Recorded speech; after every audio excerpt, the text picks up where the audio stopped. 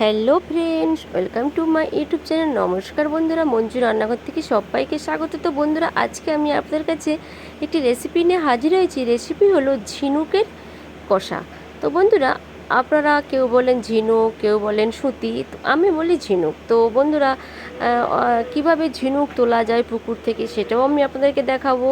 ঝিনুক কীভাবে ছাড়ানো যায় সেটাও আমি আপনাদেরকে দেখাবো। তো আমার পুরো ভিডিওটি আপনারা দেখুন, মাঝখানে স্কিপ করবেন না। আমার পুরো ভিডিওটি দেখার জন্য আপনাদের কাছে অনুরোধ রইল।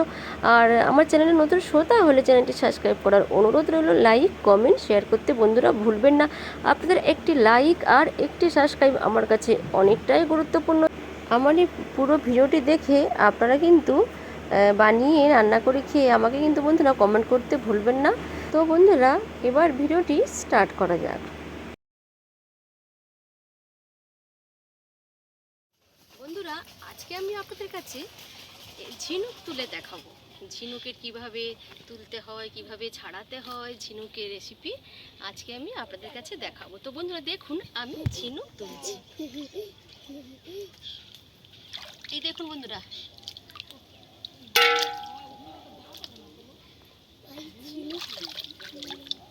এই দেখুন আমাদের পুকুরে ভীষণ ঝিনুক হয়েছে। এটা আমাদের নিজস্বই পুকুর। আর কি সুন্দর সব এক জায়গাতে চাক হয়ে আছে।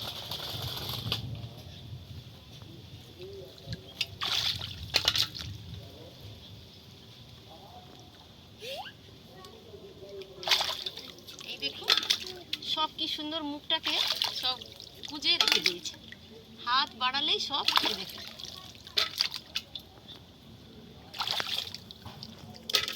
এইভাবে আমি বেশ কিছুটা ঝিনুক উঠিয়ে নিই, তারপরে আপনাদেরকে ছাড়ানোটা আমি দেখাবো। বন্ধুরা, ঝিনুকগুলো আমি সব গুঁড়িয়ে নিয়েছি। এবার আমি কিভাবে ঝিনুকটা ছাড়াই সেটা আমি আপনাদেরকে দেখাচ্ছি। এইভাবে এর ভেতরের এই শাঁসটা নিতে হয়, আর এগুলো আমি সব ফেলে দেব। আরও দুটো আপনাদেরকে আমি করে দেখাচ্ছি ছাড়িয়ে।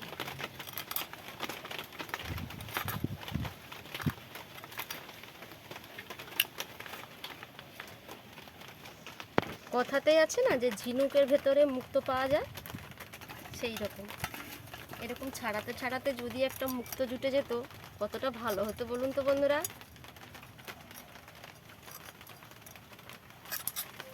এই দেখুন, এইভাবে আমি ছাড়িয়ে নিলাম। দিয়ে এই যে ভেতরের এই যে শাঁসটা, এটা আমি নিয়ে নেব। এইটা দিয়ে এইভাবে সবগুলো আমি ছাড়িয়ে নিয়ে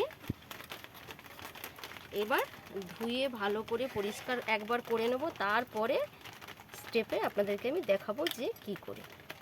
বন্ধুরা, আমি ঝিনুক ছাড়িয়ে নিয়েছি। এবার আমি ঝিনুকটা ছাড়িয়ে ভালো করে আমি ধুয়ে নিয়েছি। এবার আমি এর মধ্যে একটু লবণ দেব। লবণ দিয়ে এটাকে চটকে আরও একবার আমি ভালো করে ধুয়ে নেব।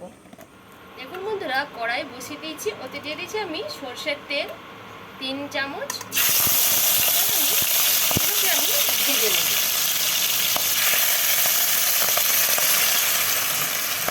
সব ঝিনুকগুলোকে আমি ভেজে নেব, ভালো করে আমি লাল লাল করে ভেজে নেব।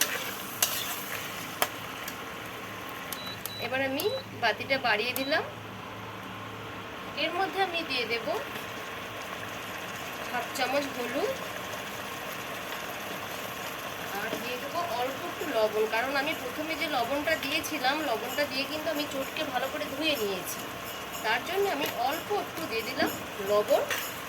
এবার আমি ভালো করে এটাকে আমি ভাজতে দেব। দেখুন বন্ধুরা, ঝিনুকগুলো লাল লাল করে ভাজা হয়ে গেছে। এবার আমি এগুলোকে একটি প্লেটে আমি উঠিয়ে নিচ্ছি। ঝিনুকগুলো ভাজার সময় বন্ধুরা খেয়াল রাখবেন, অনেকক্ষণ ধরে কিন্তু ভাজতে হবে আর অনবরত কিন্তু নাড়তে হবে, কারণ ভাজতে কিন্তু এটা একটু সময় লাগবে। এবার আমি কড়াইটা পরিষ্কার করে এর মধ্যে দিয়ে দিচ্ছি আরও একটু সরষের তেল। তবে বন্ধুরা, রান্নাটা কিন্তু আপনারা সরষের তেলে করবেন। আর আমি দিয়ে দিচ্ছি দুটো আলু। আমি বড় বড় করে ডুমো ডুমো করে কেটে নিয়েছি। দুটো আলু আমি ভেজে নেব। আলুটা লাল লাল করে ভাজা হয়ে গেছে। আলুটা এবার আমি তুলে নেব ওই একই প্লেটের মধ্যে। আমি দিয়ে দিলাম ওই একই তেলের মধ্যে আরও একটু সরষের তেল দিয়ে দিলাম। দিয়ে দিলাম দুটো বড় বড় সাইজের পেঁয়াজ আমি কুচিয়ে নিয়েছিলাম, সেই পেঁয়াজ দুটো আমি দিয়ে দিলাম। পেঁয়াজটা লাল লাল করে ভেজে হয়ে যাওয়া পর্যন্ত আমরা অপেক্ষা করব। আমি দিয়ে দিলাম 1 চামচ আদা বাটা আর 1/2 চামচ আমি রসুন বাটা। এবার সব মশলাগুলোকে ভালো করে আমি কষিয়ে নেব।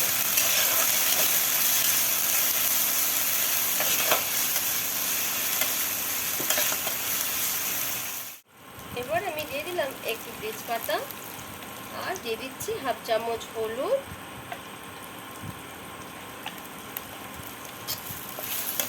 আর আমি দিয়ে দেবো, যাতে না মশলাটা না পুড়ে যায় তার জন্য আমি অল্প একটু জল আমি দিয়ে দিচ্ছি।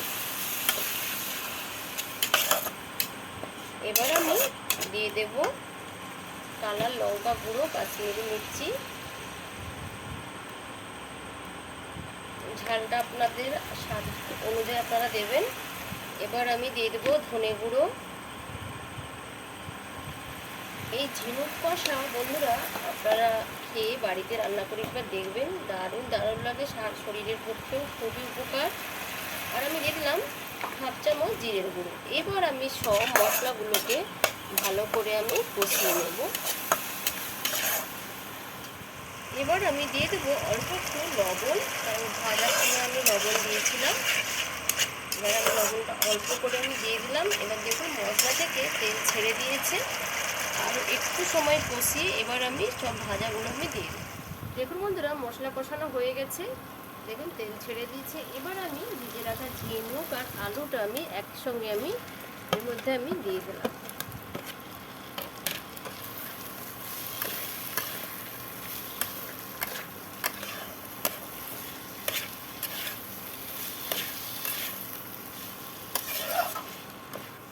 দেখুন বন্ধুরা ঝিনুক আর আলু থেকেও তেল ছেড়ে দিয়েছে। এবার আমি দিয়ে দেবো অল্প একটু জল, কারণ আলুও ভাজার সময় 80% সেদ্ধ হয়ে গেছে আর একটু বাকি আছে। ঝিনুক তো ভাজতে ভাজতে তো অনেকটাই সেদ্ধ হয়ে গেছে। অল্প একটু আমি জল দিয়ে এবার আমি ঢাকা দিয়ে দেব। তারপরের স্টেপটা আপনাদেরকে আমি দেখাচ্ছি। দেখুন বন্ধুরা হয়ে গেছে ঝিনুক কষা। আর একটু আমি রসটাকে আমি শুকনো করে নেব, তাহলে একেবারে রেডি হয়ে যাবে ঝিনুক কষা। হয়ে গেছে ঝিনুক কষা। এবার আমি সবশেষে দিয়ে দিলাম 4 ভাগের 1 ভাগ গরম মশলা। এই গরম মশলাটা দিয়ে এবার আমি একটি পাত্রে আমি সার্ভ করে নেব। তো বন্ধুরা আজকের মধ্যে এখানে ভিডিওটি শেষ করছি। আবার আপনাদের কাছে নতুন ভিডিও নিয়ে হাজির হব। টাটা।